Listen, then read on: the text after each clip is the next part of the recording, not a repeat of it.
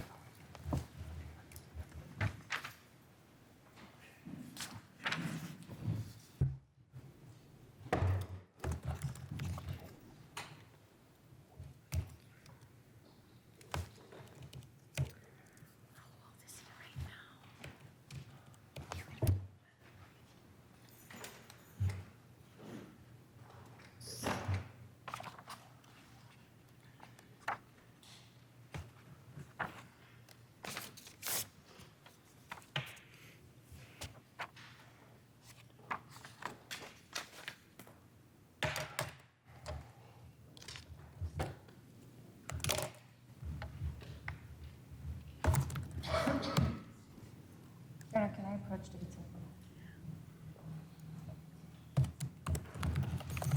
Let's do this here. Right. This one won't be as long. It's going to be number 1. Yeah. Okay.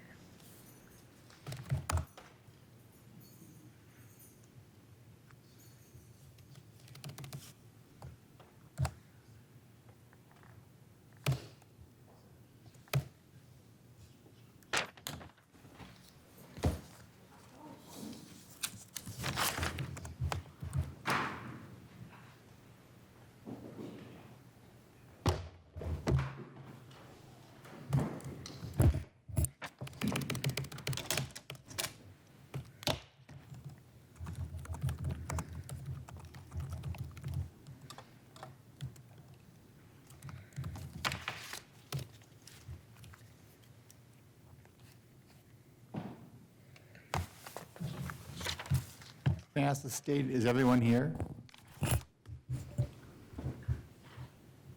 Yes, Your Honor, thank you. All right. Everyone here, Mr. D'Angelo, do you think will be here? Yes, Your Honor. State of Wisconsin versus James Prokopovitch, 19 CF 716. Appearances, please. Deputy District Attorney Wendy Lemkel and Assistant District Attorney Caleb Saunders appear on behalf of the state, along with Special Agent Jay Yergis of the Division of Criminal Investigation and Sergeant Roman Aaronstein of the Brown County Sheriff's Department. All right, I have received and reviewed the pre-sentence report. Any corrections or modifications to the pre-sentence report by the state? No, Your Honor. By defense counsel? Your Honor, just for the record, Attorney John D'Angelo on behalf of James Prokopovitz, who does appear in person, we do have a copy of the pre-sentence report. I have gone over that with my client. There's some disputed facts on page 12. Top of the page, there's an indication from Ms. Lawrence that her mother's cell phone bill went into collections. He denies that occurred. He also indicates that when he was moved out of the home in Pulaski, he did ask Wesley Edges to move in, which was corroborated by Mr. Edges' statement on page 14. So he was not left homeless as indicated. So those were the factual corrections my client wanted on the record. All right, then appearances by the state, please. Want to give us your appearances? I'm sorry. Would you give us the appearances by the state? I did. You did? All right, thank you. But I would add that there are various members of the family of Victoria Prokopovitz here in the courtroom today. All right. And do they plan to make statements to the court today? Two of the children of Victoria do. But before we get to that, Your Honor, I do have one housekeeping. After we got the jury verdict and we closed on that day, a couple days later, I realized this was a case that we had charged with the domestic violence designation, is what I guess I'd call it. And I was going to reach out to the court with respect to that just asking the court to make the finding. The law provides the court makes the finding. If there was a domestic relationship such that they were married, had children, lived together, in this case, clearly throughout the case, I don't think it's disputed that is the case, but we would typically ask the court to make that finding. I even noted on the PSI, I think they did call it the DVO. We are asking the court to make that finding. I did have a discussion with Attorney D'Angelo about this issue a few weeks ago. I don't think there's any objection, but just to clear it up for the judgment of conviction and make sure that designation's on it. Attorney D'Angelo? Based on the jury's verdict, Your Honor, and the nature of the case, there is no objection to the amendment.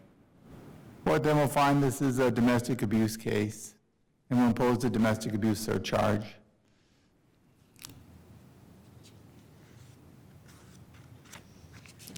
All right, the state wish to call the witnesses? I do. At this time, Your Honor, I would just file for the record and the court to humanize the victim, Victoria Prokopovitz, Exhibit number 1 for purposes of today's hearing. Any objection? No, Your Honor. All right. One is admitted. And then, Your Honor, as indicated, the state does have 2 witnesses who would like to make a statement, and if it would be okay with the court, they would walk up together and make the statement jointly. All right, that'd be fine. So that would be Marcia Loritz, as well as her sister Stacey Deer. They are the daughters of Victoria Prokopovitz. All right. And do they want to go from the witness stand, or do they want to make the statement from counsel table? Where do they prefer to go? I think the witness stand. All right, that's fine.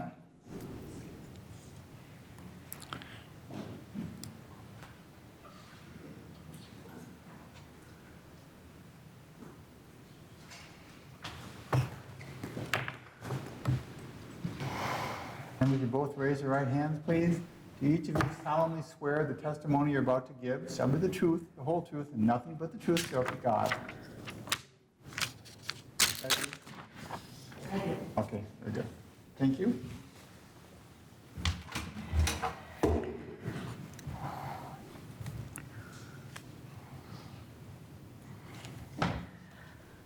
We should have worded different. And you can pull down your mask to testify.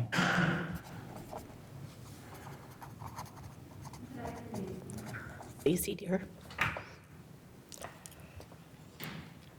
Hold on.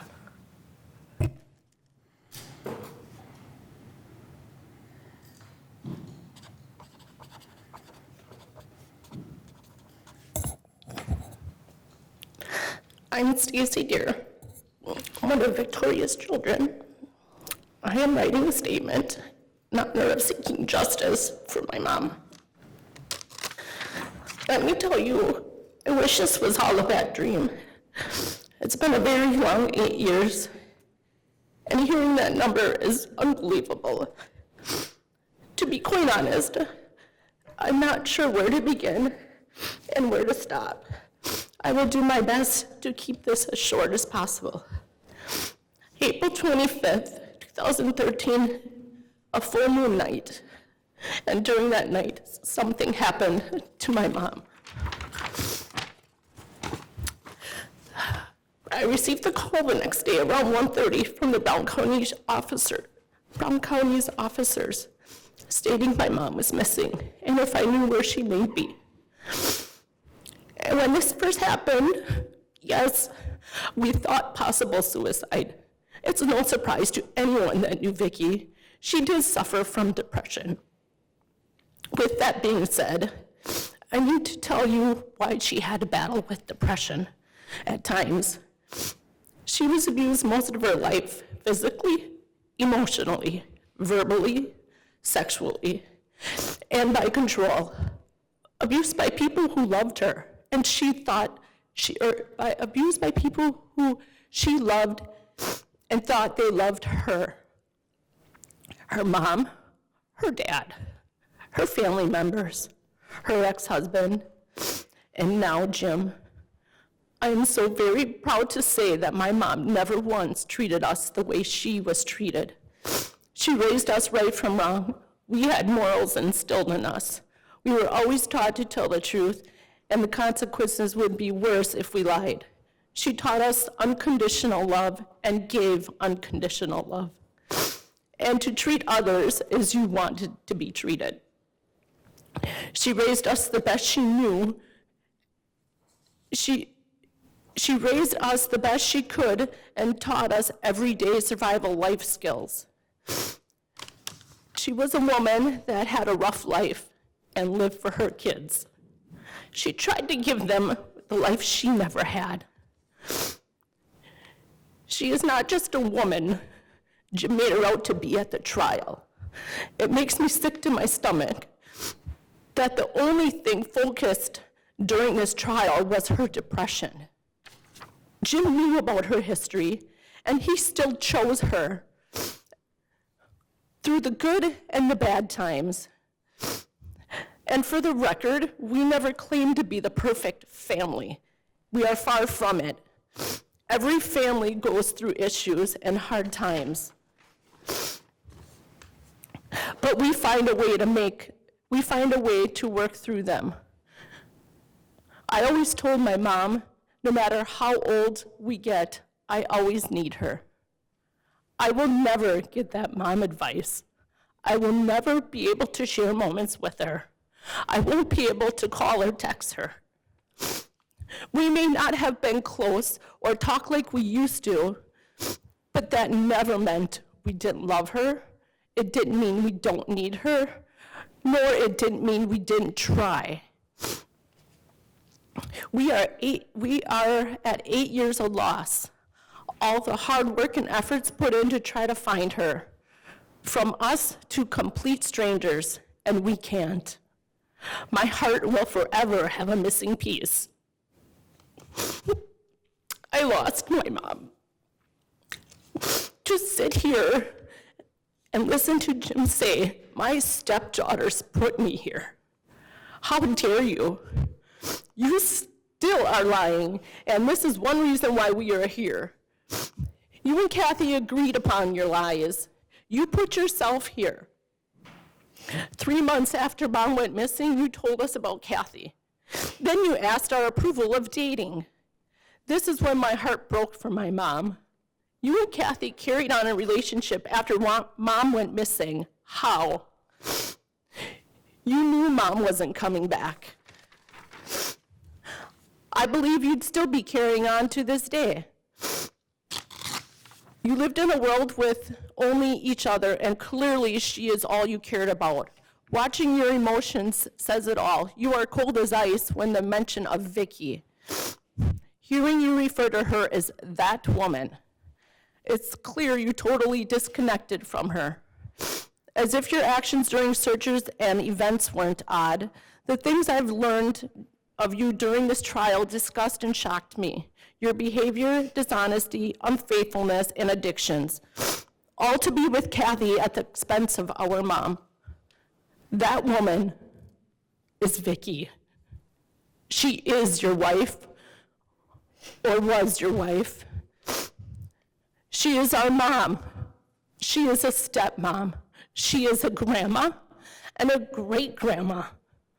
Most of all, she is a human being, regardless of depression or anything else.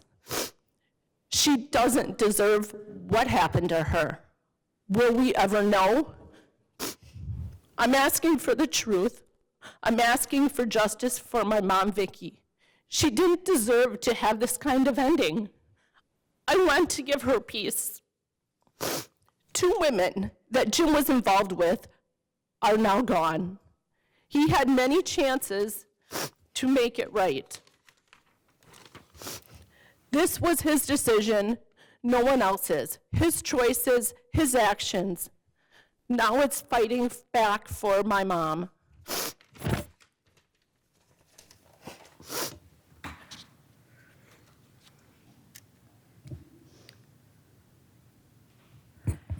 And now, for the record, Marcia Loritz is going to speak.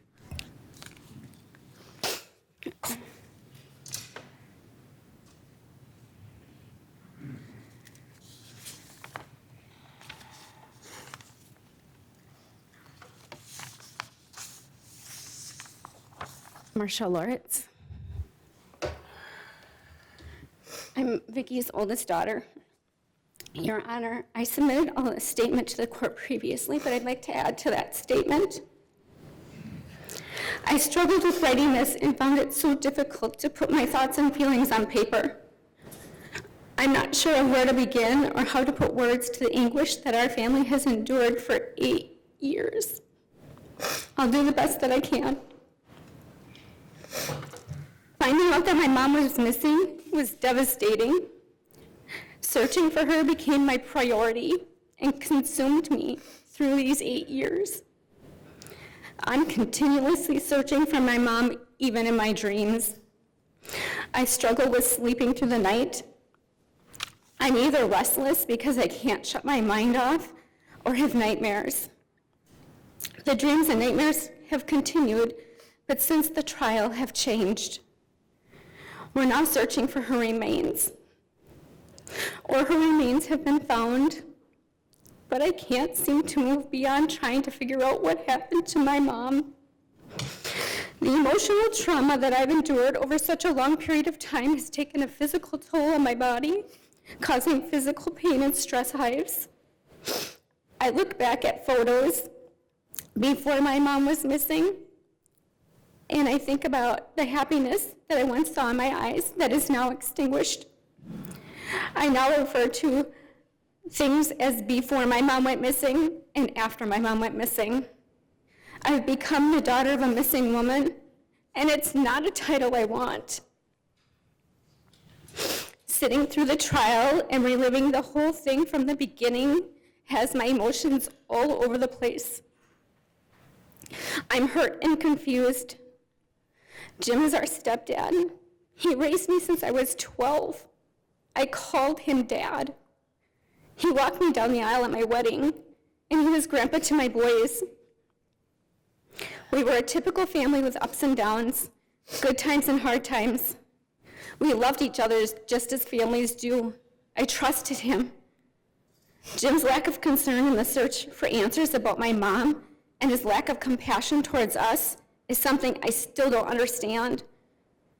Family, friends, strangers, search and rescue, and law enforcement did everything that they could to try to find our mom and try to help in search efforts. Yet Jim was ready to just move on without searching, without needing to know what happened. I just don't understand his willingness to move on and to start a new life, and all the inconsistencies and lies that have been told. Jim sat across the table from us 2 months after my mom went missing and told us that if he had known that Kathy had gotten divorced, he would have never married my mom. It was a dagger through my heart.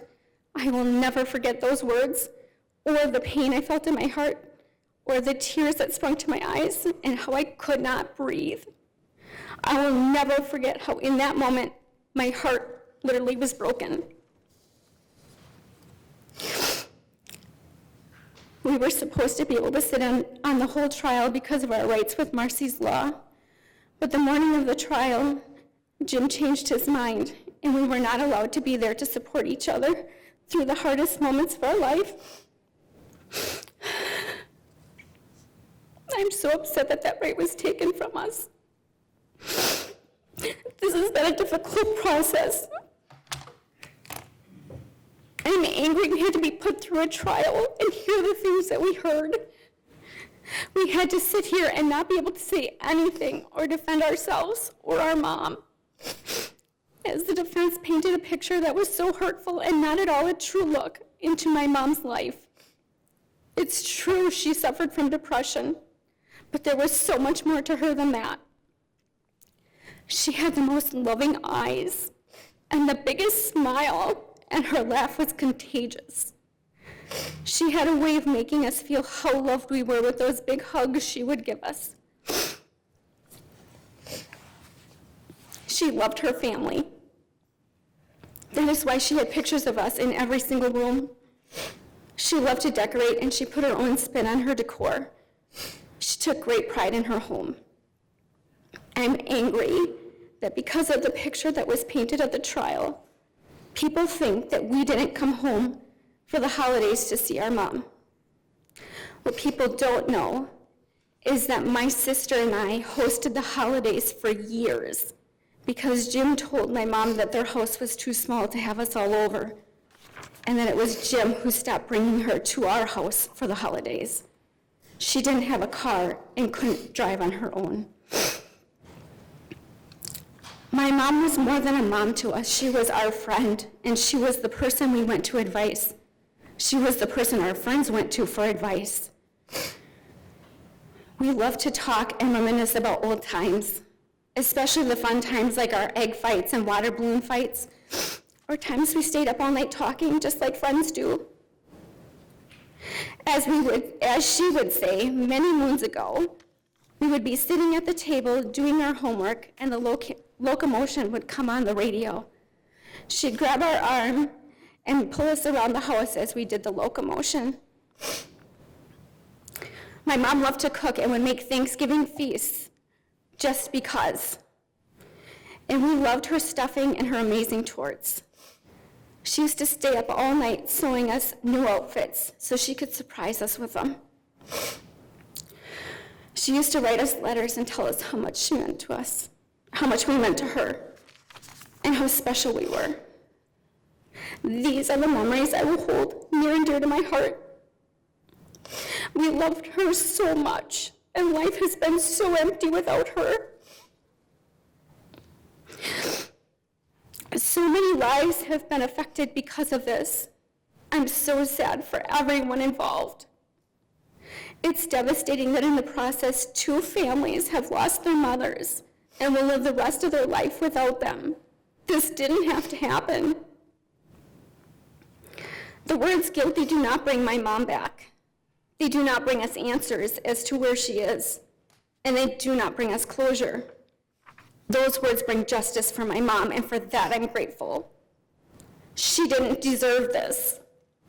We didn't deserve this.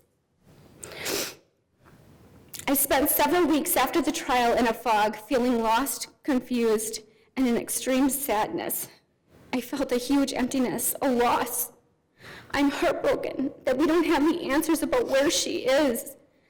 I know in my heart that I've done everything that I can possibly do in the search for answers, and despite the efforts by so many people, we still don't know where she is.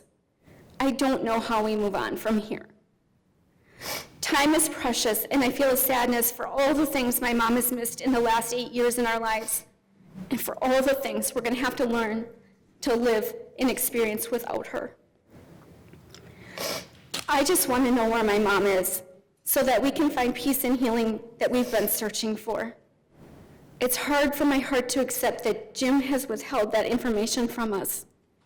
We deserve the truth, and it's time for Jim to tell us the truth. I hope and pray he'll take responsibility for his actions and tell us where our mom is. Without those answers, our mom remains missing, and we will continue searching. I would even ask that if he were to tell us where she is, that if he gave us the answers we need, that you be lenient in your sentence. The answers won't bring my mom back, but they would allow us to grieve and to heal. And I would hope that with time, we could find forgiveness and peace in this tragedy. Without these answers, we don't have closure.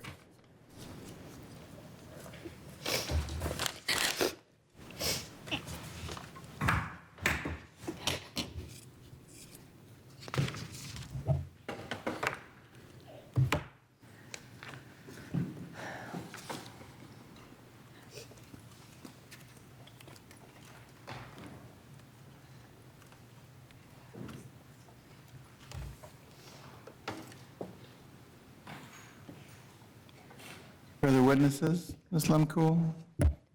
Not at this time, Your Honor. Sentencing arguments? Your Honor, can I take off my mask to do You this? may. Both counsel have permission.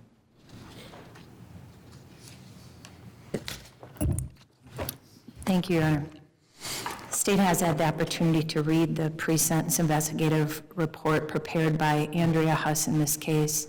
The state also clearly had the opportunity to conduct a jury trial in this matter, so I was intimately aware of all the facts and circumstances of this case. Mr. Prokopovitz stands before this court, having convicted of 4 counts: first-degree intentional homicide, domestic abuse, obstructing an officer, perjury before a court, as well as the conspiracy to commit perjury before a court. It's been 2,953 days since Victoria Prokopovitz has been seen by her family. That's the day she went missing. With respect to the investigation that was conducted in this case, the 8 years that have passed, it was clear to law enforcement and our office in filing these charges against Mr. Prokopovitz that he was the person responsible, not for her to be missing, for her to be dead, for her to be gone. And the jury verdict that came in this case shows that the peers, the people of Brown County, and the citizens that were asked to do their duty were able to see clearly that Mr. Prokopovitz is guilty of Victoria Prokopovitz going missing and being dead. Now, as Wisconsin law, the statutes require, the court is to look at the 3 Gallian factors in a determination. What's difficult for the state, as you look at the 3 factors of character of the offender, serious nature of the offense, and the protection of the public, is that as the state works on a case and works alongside Sergeant Aaronstein and Special Agent Urgas, Mr. Saunders and I have become very intimately aware of the family of Victoria, about the gift as a human being, as one of her daughters just said, that she gave to our society, and the devastating loss that this family has experienced. When you sit and you argue this as a prosecutor, I think it's so important for the court to have the opportunity to hear from the family of Victoria in this case. Because as we sit here on this case, in the concluding case, law enforcement's worked on this case for 8 years, but this family goes on. This family continues to suffer the loss of Victoria, to feel the loss of Victoria, and not have her around for all the milestones and moments as they talked about in this case. As Stacey offered to the court, there are 8 years of loss. The whole intent of this family is seeking justice for their mom, that it's been a long 8 years. And as she indicated in speaking before the court now today, in conclusion with the sentencing, doesn't know where to begin and how to stop. I think what's so devastating, as she relayed to the court, and Marcia continued explaining, is the fact that, and we explain this to victims and their families when we go to trial, that it's difficult because the projection of a victim, particularly when they're deceased, they're not available to be testifying themselves, sometimes isn't put in the best light. And that is one of the travesties of going to a jury trial, and what became so difficult as they just tried to explain to the court now, that, as Stacey indicated, her mom did suffer from depression. And as Marcia indicated, it's true my mom suffered from depression, but she was much more than that. She loved her family. She loved her home. As Stacey said it, Victoria taught and gave them unconditional love, that although she had been the victim of abuse herself, and it clearly came out in the trial, that Victoria suffered from depression, the state did not shy away from that, even when there was some criticism from bystanders or spectators or people covering the court hearings, that was a part of it. But you see, when the state and law enforcement comes before the court and a jury, we're telling the truth, we're laying out all the cards, and we're being clear about what happened. She was a victim, and she got re-victimized in this trial by the negative view relating to her being somebody who suffered from depression and mental health issues. And that's something that sadly many people in our society suffer from. But it gave you a glimpse, and it gave the jury a glimpse of why she was an easy target for Jim, who was able, after law enforcement, after Victoria went missing on April 25th of 2013, that Jim was able to push the narrative of that she probably just killed herself.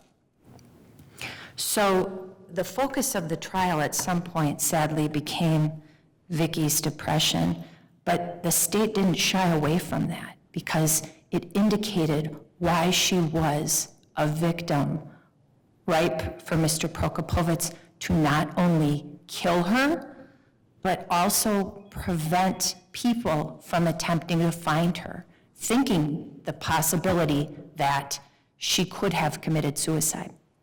And that really is what resonated, the state believes, and law enforcement with the jury in this case, that it was actually the fact that as time went on and it became clear that Victoria was dead, not just missing and that we could find her, that she was dead, the fact that we were able to see more clearly what had happened in this case.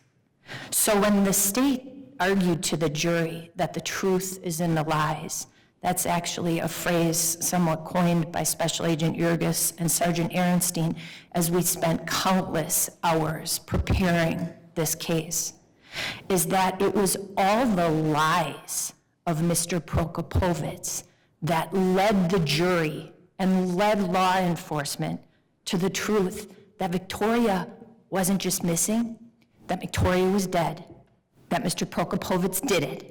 And because of the statements he made to witness 1 and witness 2, that he knew she was dead and that we weren't going to be able to find Victoria. So that leads us to the 3 things before this court. First, the character of the offender. So as the court sits here making a decision about the appropriate sentence for Mr. Prokopovitz, the state concedes. He's a 75-year-old individual who doesn't really have much of a prior criminal record at all. That he is someone that you've been able to glean from reading this report, and a pre-sentence investigative report gets into the history, many times giving vision or clarity to the court of why would Mr. Prokopovitz commit these offenses? What's in his nature? Is he a prior victim of abuse? And many people sit before you, Your Honor, with that type of information in their PSI. Yet when you read the PSI of Mr. Prokopovitz, he came from a family that he self-describes as a loving family. He had an education that many people in our society are not afforded. He came from a background where they attended religious services, inferring that he had some type of view of right and wrong.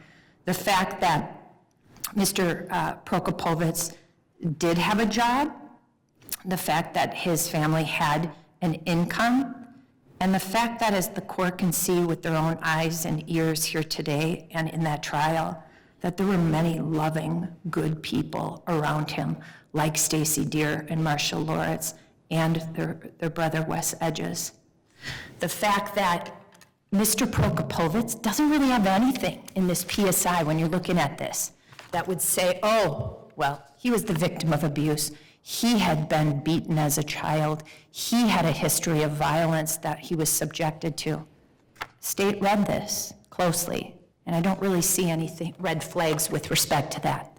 So as for the character of the offender, who you do have before you is an individual that through a jury trial, that the jury could even see the type of man he was. Although he's indicating in this pre-sentence investigative report the fact that on page 21 that there's no history of domestic violence as outlined by Ms. Ingalls when we heard from her in the trial, the information we heard from their daughter, who also confirmed the acts that had occurred. We then look on page 22, and he describes that with his marriage of Victoria, that everything appeared to be kosher, that he never did anything that would have been violent in his history. But I think what really was telling for the state when we were reviewing this PSI, Your Honor, if you look at page 21 and 22, so if you look at the bottom, page 21, that bottom paragraph, to the top of 22, it's the only reference in this PSI that Mr. Prokopovitz makes about his wife, Victoria, and his first wife. So the two women that he was married to in their respective marriages for 50 years, you follow onto page 22, and you see a paragraph all about Kathy Friday, that he was in a relationship with those years since Victoria was going missing and went missing and now found to be dead. He talks more about Kathy Friday than he does about the two lines he has about his stepchildren, two of who you heard from, and everything on the page before. And what is that a reflection of? That when we're getting to the character of the offender, Mr. Prokopovitz has tried to push this narrative that he was a hard-working family man. If you read his PSI, despite all the witnesses that testified, he was a big drinker, drinking every day, always out at Zielinski's, always out at these bars in Pulaski, that he's denying he drank daily, saying he sometimes would have a beer every 3 days, denies in here he ever overindulges in that. Is it important how much he was drinking? No. But what's important, Your Honor, is the fact that all of the narrative that Mr. Prokopovitz pushes from the trial, which I won't belabor because you sat through it, the information in this PSI is him minimizing things, it's him denying things, and it's him trying to make himself look like somebody he's not. And that's what he tried to do to this jury, and they didn't buy it. And that is why he's before you found guilty. The character of this offender, having been found by a jury to have killed his wife, prevented us from finding the remains, and leaving a family devastated with not only the loss, but the lack of answers, as Marcia just indicated to you, brings her to, quote, "I'm continually searching for my mom, even in my dreams." The loss is palpable and clear and riveting of this family because of the actions of Mr. Prokopovitz. And that goes to the first element, or the character of the offender. But then it leads us into the second, the serious nature of this offense. You have had a long history of being a judge. Mr. D'Angelo and I have been on a lot of cases. There have been a lot of homicides. Those are cases where we have the opportunity to be able to locate a body, to get some answers, to get DNA, to get the modem, the mechanism of death, to get some more information. This case is unique, but the uniqueness is what makes it sad and so serious. Because when you have a no body, and you don't have that body, someone prevented you from finding it. Now, somebody might say, well, you wouldn't know if he would cover it up, and I'm sure there are no body cases where law enforcement just has been able to find the body because of their efforts. But you heard in this case that law enforcement comprehensively, systematically, regularly, and diligently looked for Victoria again and again and again in the days, the weeks, the months, the years. That this was an investigation which was clear. And we filed it. We filed these charges. And this has been picked up by some people and got brought up in the trial before we had witness 1 and witness 2 come forward. The state believed we could prove, based upon the lies of this defendant, his conduct towards everybody, particularly in the searches to family, friends, and total strangers, indicating you're not going to find her, she's gone, she's dead. Well, we always wondered why he would say that until witness 1 and witness 2 came forward. And they were able to clarify, well, it's because he knew she was dead, because he had a hand in it, and he indicated we would never find her. He knows that, and that's why he's not telling anybody where he put Victoria. The no body facts and circumstances in our case, when you have a victim who had a prior history of suicide that the defendant just hoped and thought people would think was enough of an explanation that they wouldn't look for Victoria. But then you have her children, who their whole goal is, they just again outlined, seeking justice for my mom, Stacey, Marcia, that we just want to know what happened to our mom. The fact that they didn't give up, and it was their efforts, along with Sergeant Ehrenstein and Special Agent Jurgis, getting on the case and diligently trying to determine where is Victoria.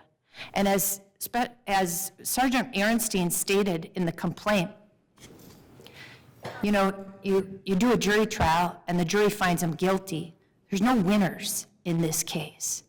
Victoria is dead, and her family experiences the loss, but more importantly also looks for answers, and they don't have them. That goes directly to the second factor and the serious nature of this offense, which is the second galleon factor. Mr. Prokopovitz, by his actions, has not only caused the loss of Victoria, he has prevented the answers of where her body is for this family. And as they indicated, that's one of the things that devastates them, has changed their life, but makes this so much more difficult for them. And the last is protection of the public. Well, I don't know that anybody out in our community wouldn't think the most significant offense when you take the loss of a human being would be anything other than first-degree intentional homicide. Our legislature supports that. That's why the penalty is life imprisonment without parole. So as far as protection of the public, anybody who would do that, and I should say, as was stated by Marcia and Stacey, as they indicated, there are 2 families that have suffered a loss. And the letter that you received also here from Jennifer Friday, that was submitted to the court as well, is important because as she stated, and I'm looking at the last paragraph, so many lives negatively impacted, changed forever by Mr. Prokopovitz's actions. So much destruction. Nothing will ever bring Vicky back. Nothing will bring my mother, Kathy Friday, back. Nothing will ever make our families whole. I pray only that one day Mr. Prokopovitz tells the truth about what he did to Vicky, as it is the only missing piece that would potentially bring some sort of peace to her family and friends. For me, there is nothing more. As she outlined the view that the Friday family has, that Mr. Prokopovitch killed their mom, destroying their lives because, as she said on the front page, I had a loving relationship with my mother. I never questioned that until the fall of 2013. Mr. Prokopovitz brought out the absolute worst in my mother, a woman with no prior history, a banker, an upstanding citizen who also loved her children. Got in that relationship with Mr. Prokopovitz, and suddenly, after the time and the collusion she had with him, ended up facing criminal charges herself. And as was outlined by Jennifer in this case, the fact that I will continue to live this life without her love, her advice, her guidance, indicating she believed that although her mother took her own life the morning of her mother's own sentencing, that it was Mr. Prokopovitz that caused her mother's death by his involvement with her. And that's why the families keep referring to the two women. Your Honor, based upon all the facts and circumstances of this case, the finding of the jury finding Mr. Prokopovitz guilty of these offenses, it is the state's recommendation with respect to count 1, first-degree intentional homicide as domestic abuse. We are asking that Mr. Prokopovitz be sentenced to life in prison without parole. With regard to count 2, the obstructing an officer, we're asking for 9 months. With regard to count 3, conspiracy to commit perjury before the court, we are asking for a 6-year sentence bifurcated into 3 and 3 years. Quite frankly, I spoke to Mr. Saunders. That was the recommendation we were going to be making with Kathy Friday the morning of her sentencing when she passed away. With regard to count 4, we are asking for 6 years in the Wisconsin State Prison Sentence System bifurcated into 3 years initial confinement and 3 years extended supervision for that perjury before the court. All of those running concurrent to count 1. I know at some level, some people may think, well, if you're asking for life in prison and if he's likely to get a significant sentence, if not on an eligibility date, if not life in prison, you know, what's the point? Well, I think the point is that as we sit here with the defendant, we don't look at him that he's just 75 years old without a prior record. We don't look at someone's gender, their race, their age. We're looking at the circumstances of their background, what they've done, what they've committed, and what they're exposed to. And we're also keeping it consistent with others. What we would have asked for with Ms. Friday on count 2, 3, and 4, we'd be asking for right now with her co-conspirator, also charged with those charges. So that's the basis, if the court is wondering, with respect to that. We do believe that this recommendation is appropriate, quite frankly, as a standard after having a jury trial.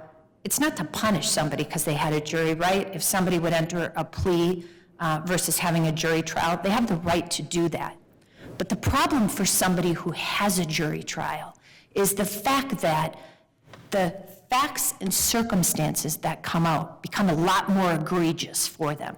Because now the tribunal hears everything that occurred.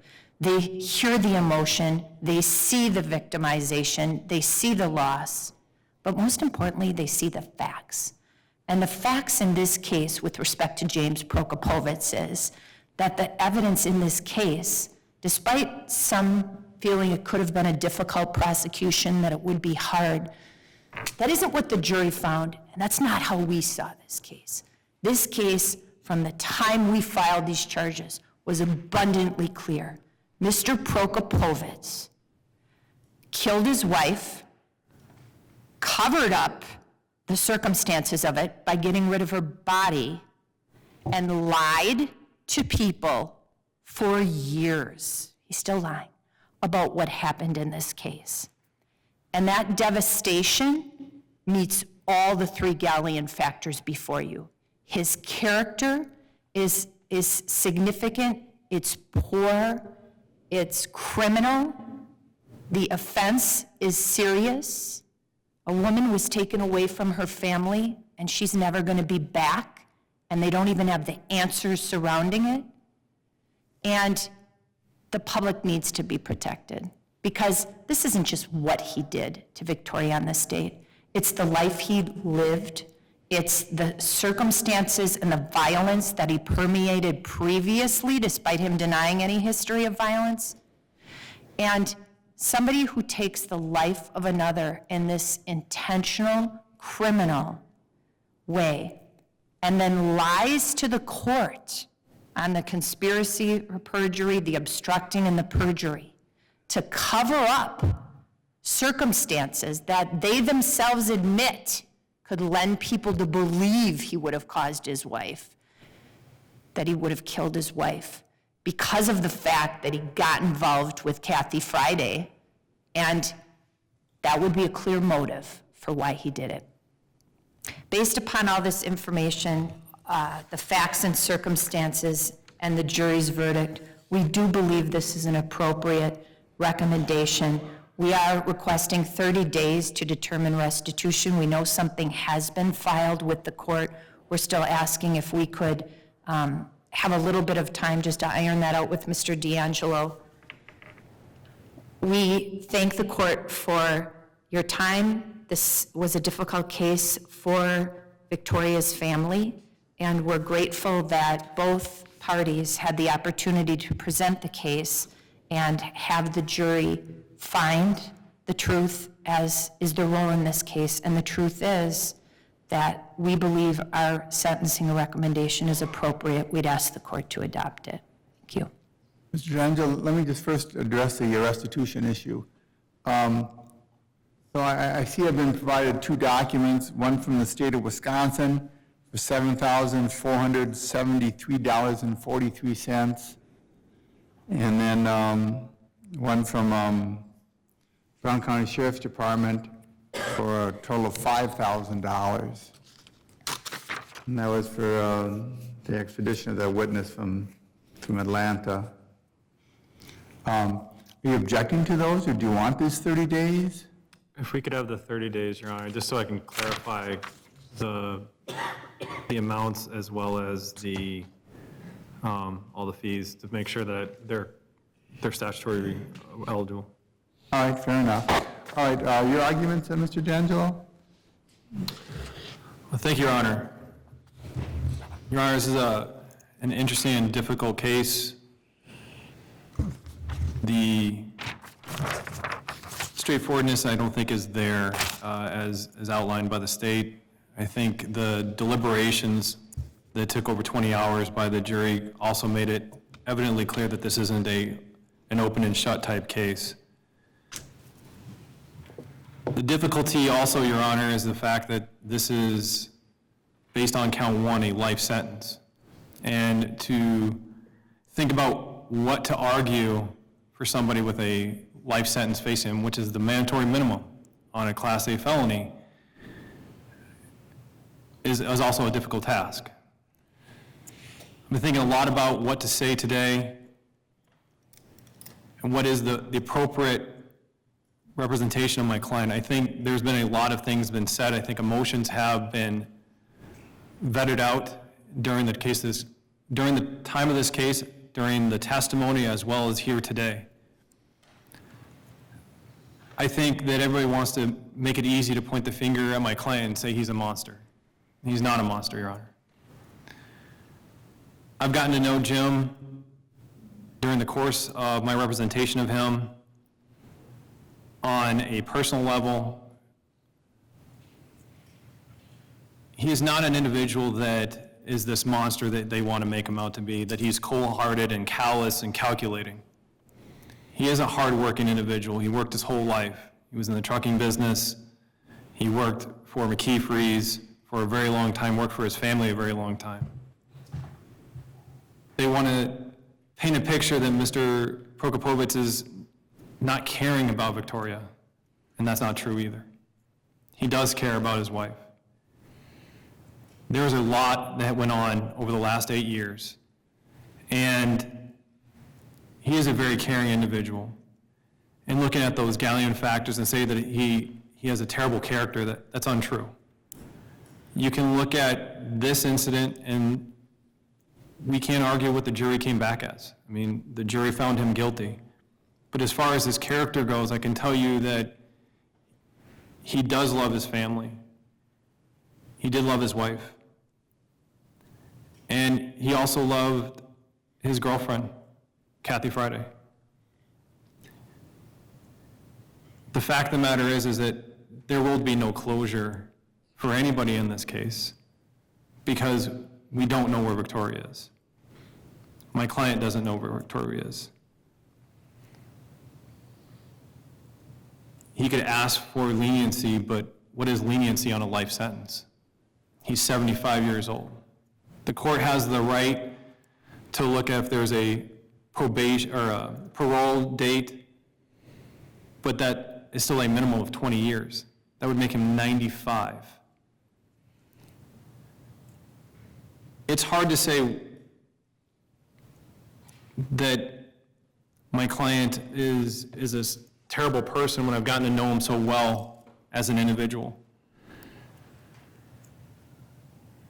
And I don't think just classifying him as a monster is the way that it should be painted. He is a human being that has passion, he has heart, he has his own emotions. So I think his character, when he has no prior record, the fact that he was a hard worker and was a productive member of society for all those years and did the best he could in raising a family, I think does show good character. The serious nature of the offense, well, it doesn't get any more serious than this, Your Honor. The legislature has made this the worst thing you can do. I don't think we need to labor on what it is. And the protection of the public. I think it's based on what the statutory guidelines have indicated. Mandatory minimum of life. The only thing we can sit here today is determine whether or not he's eligible for parole after 20 years. The fact of the matter is they want to say that Jim painted this negative picture of Victoria. We told the truth that the state has been looking for, the truth that what it is that Victoria did have a checkered past. There was good times and bad times. She was human, she had emotions, she had challenges in her own life, absolutely. All we did was to let the jury know about all sides of her, not that everything was rosy and everything was perfect. She did struggle with mental health. It's not a lie. That's the truth. She did try to take her own life. That's the truth. Part of what this is to let the jury decide on all factors and not to sugarcoat it, not to hide it. The state points out that there's only a couple paragraphs about his family, and there's another paragraph about Kathy, but there's several paragraphs about Jim's background on pages 20, 21, and 22, his upbringing. There's a paragraph about his family, there's a paragraph about Kathy. That's trying to encompass somebody's 75-year life in basically 2 pages. It's not an easy task. I don't think anybody could do that. Everybody's life is made up more than just 2 pages. So is Jim's. So when we sit here, Your Honor, and we try to decide what is the ultimate fate of Mr. Prokopovitz, the answer is it's going to be life. There isn't an argument that says, Your Honor, you can do something less than that, because that's not what the legislature is going to allow you to do, and that's not what the public expects you to do.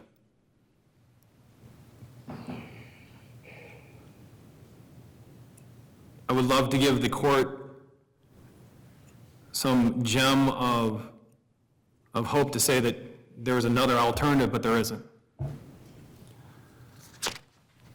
So looking at all the Gallium factors and looking at the requirements that we have to follow, looking at the overall compass assessment for Mr. Prokopovitz, obviously we know in count 1, it's a mandatory minimum of life, but the court has the ability to set a eligibility date for parole. It may not sound like much, but we're asking the court to consider that. With regards to the other counts, the obstruction of an officer, I understand everybody's going to ask for the maximum on everything. We're asking the court, since it's, again, a life sentence, to look at the minimums on those.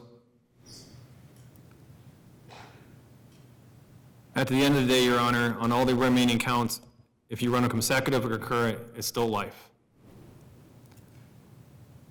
So with that, Your Honor, we leave this up to the court to make its final determination. Thank you. You wish to comment, Mr. Prokopovitz? No, thank you, Your Honor.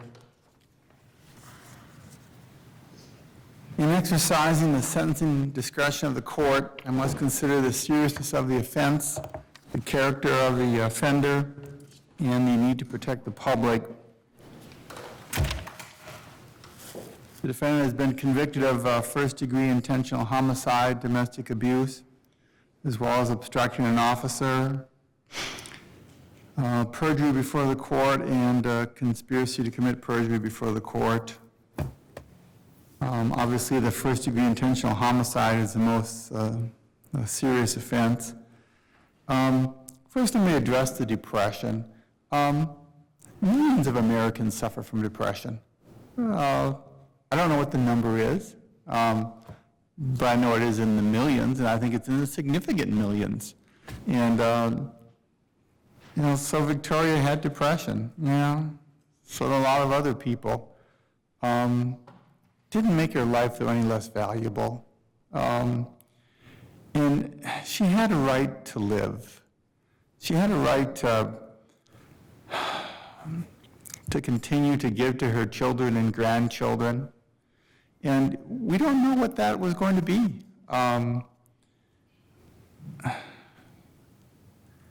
it's gone, whether, you're religious and you believe that life is a gift from God, or you believe in evolution and it's just some type of growth that occurred over millions of years that resulted in us human beings being in the state we are. Life's incredibly precious. And it's all too short. And to take away Victoria's life, at that time, it's just so wrong in every aspect. She had the right to live. She had a right to continue living. And, the fact that she suffered from depression, so what? It didn't diminish her right to live. It didn't, there's no guarantee it would even diminish her joy and happiness that she would receive during the rest of her life. And so it's not a significant factor, the fact that she suffered from depression, I guess we're all, in a sense, walking wounded. There's very few of us that have 100% perfect health. And that happened to be, her issue. But that didn't affect every day of her life. It didn't affect every moment of her life. And she had the ability to experience joy, and she had the ability to give joy. And that you took away from her. You took away that precious right to live. And I know from the pre-sentence report, I think you went to Catholic grade school, so you probably then were at least once taught, theoretically, that life was in fact a gift from God, and it was in fact so precious, and you took that life away from Victoria. I knew you weren't going to today say Victoria can be found in this location or that location. I know you plan to appeal. It's in your pre-sentence report, and I know that you can't have in the record your admission that in fact you killed Victoria and that you disposed of her body. But those 12 jurors felt that, and I agree with those 12 jurors that in fact you did kill her, and you did dispose of her body, and you refused at this moment and will continue to refuse to tell where it is. I'm hoping maybe after a while in prison, and it probably won't be a day or a month or even a year, maybe it'll be a couple years, maybe someday you will decide to give the answers to the children and let them know where Victoria is so they can put this to rest or get some closure. As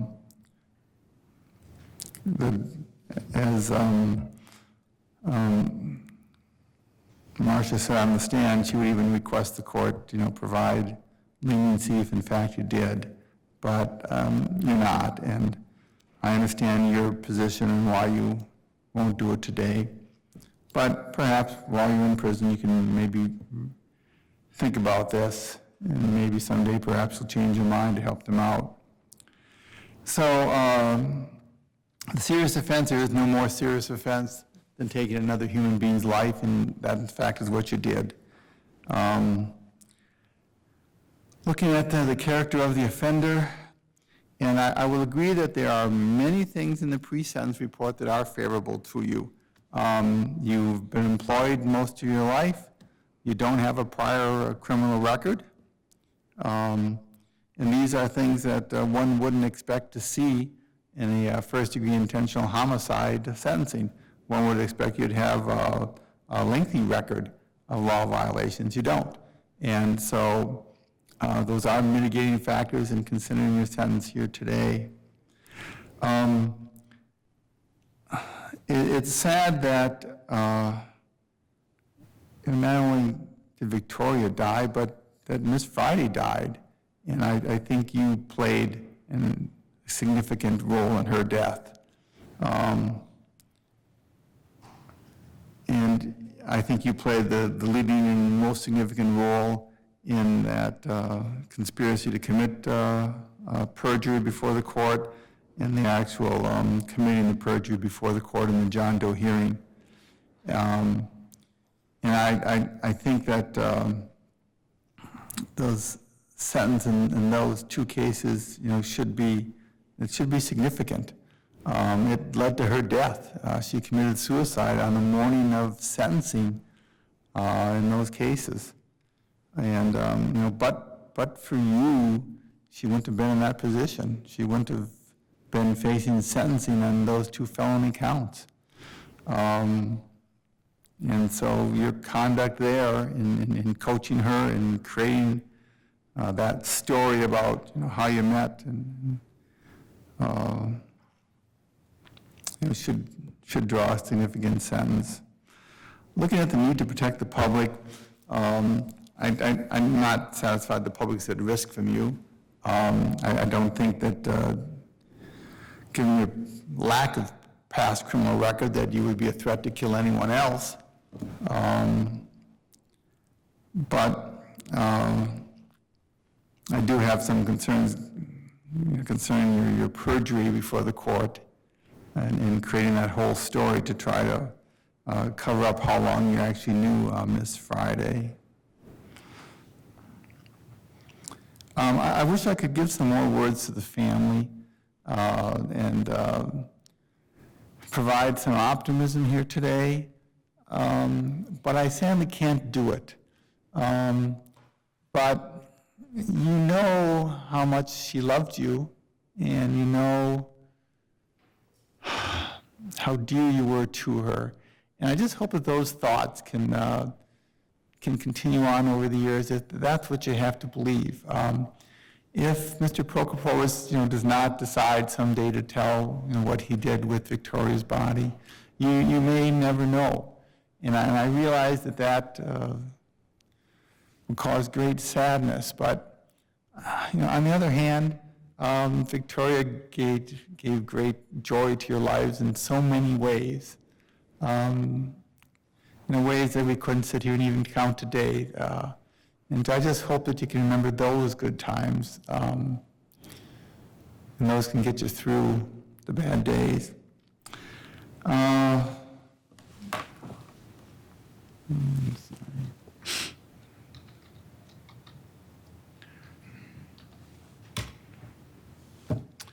On count one, the first-degree intentional homicide, the court will impose a sentence of life in the state prison system. I'm not satisfied that I should, in fact, set a date of parole, and so I declined to do so. It would be a life sentence without parole in the state prison system. I'll impose statutory court costs on count one, as with all the other counts, And on count 1, there's also the domestic abuse surcharge. On count 2, the obstructing officer, that's a misdemeanor. Court will impose 3 months sentence running concurrent with count number 1. On count number 3, the conspiracy to commit perjury before the court. Court will impose a sentence of 6 years, comprised of 3 years initial confinement, followed by 3 years of extended supervision. Statutory court costs. Count number 4, perjury before the court. Court will impose a sentence of 6 years, comprised of 3 years initial confinement, followed by 2 years of extended 3 years of extended supervision. I'll order that count 4 be run consecutive to count number 3.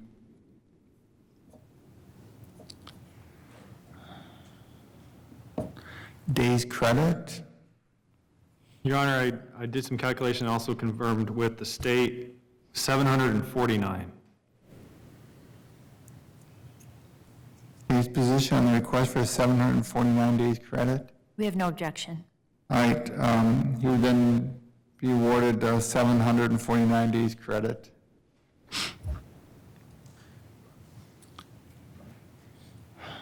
Other matters the court must consider?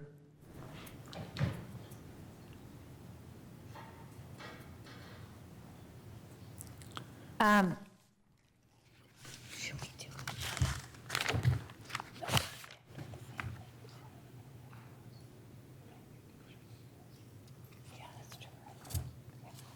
So, Your Honor, we are just asking for the condition of no contact with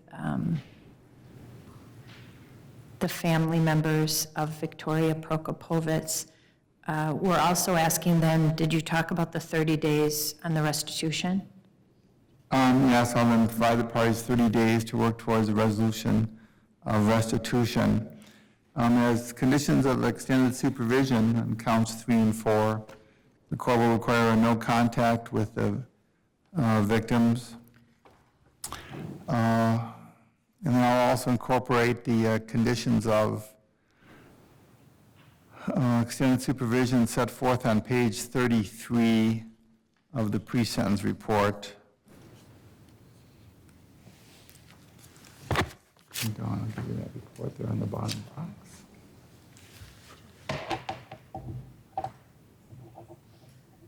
Oh, concurrent. Yeah.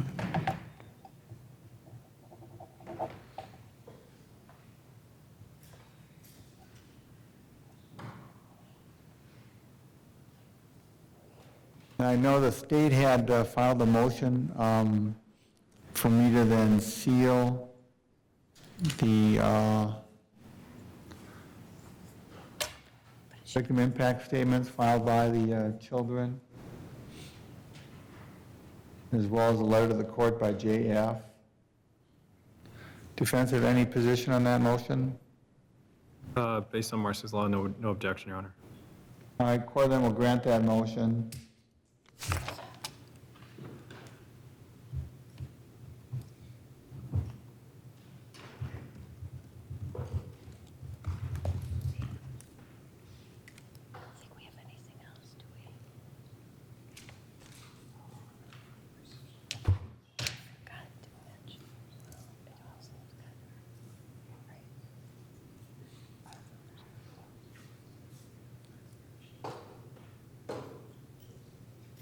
Anything else the court needs to address? Not from the state. D'Angelo? Not from the defense, Your Honor. Court then will order that the defendant be transported forthwith to the Dodge Correctional Facility for intake to the Wisconsin State Prison System. Thank you, Your Honor. Thank you. Welcome. Court stands in recess. Send me a letter, otherwise I'll find you and I'll make sure that you... Okay. Do you want me to withdraw it as an exhibit, or? Yeah. Okay, I'll do the 7 minutes. Oh, that's right. We'll allow the state to withdraw exhibit number 1.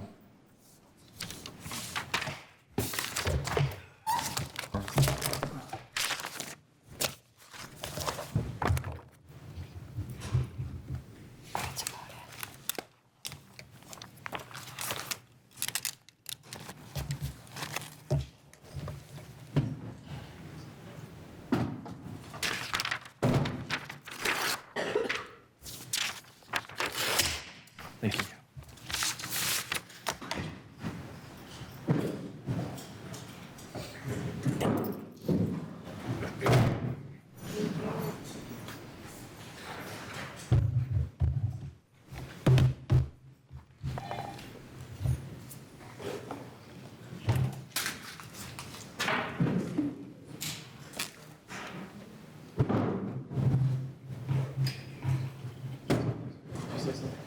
No. Sorry.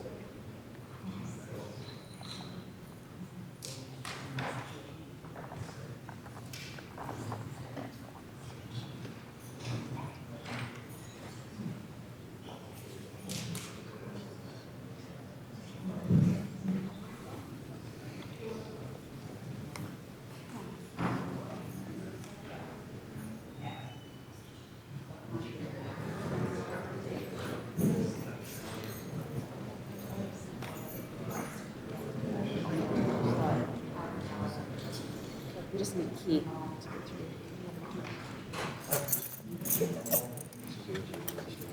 Okay, he's got it, so we'll.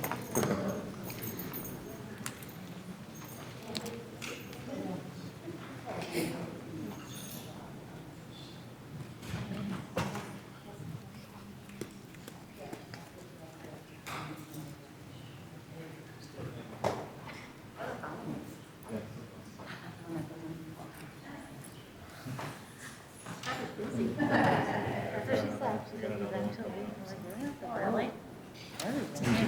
Yeah.